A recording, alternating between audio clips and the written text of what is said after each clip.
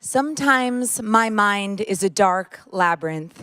Sometimes it is so black that I cannot see in front of me. Sometimes I am walking through the maze in a daze and rubbing up against corners that I do not even wish to get close to.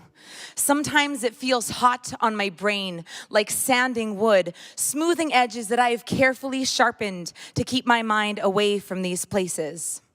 And in this darkness, I know exactly where I'm going to end up. Right here, in front of this door. It's the door that I've been through so many times before. But this time will be different for me, see, because the last time I was here, I threw away the key with great command. So why is the key here right in my hand? Why is my hand shaking, and why am I taking steps closer and closer? The key, it doesn't even need to turn in the lock while I am still making the decision. The door flings open. And sometimes, just as I am about to step inside and let the darkness take me for a ride, I can remember in whom I abide.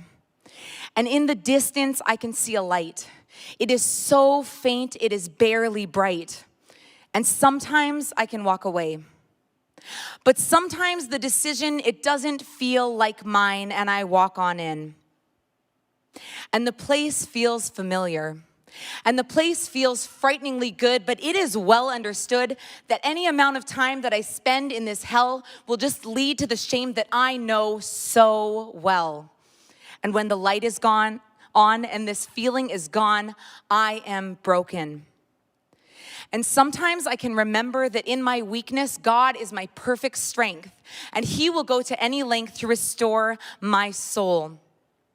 Sometimes I can hear His voice, and sometimes I listen, and sometimes I don't. And that is my broken human spirit. His voice is always there. We just have to hear it. And not only hear it, we have to listen close.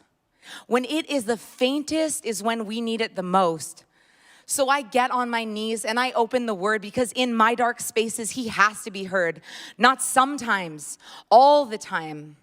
I am working on my all the time. He is working on me all the time. And if I don't sit and if I don't commit to being uncomfortable and repenting my mistakes, these are the times that the devil takes me back through the labyrinth.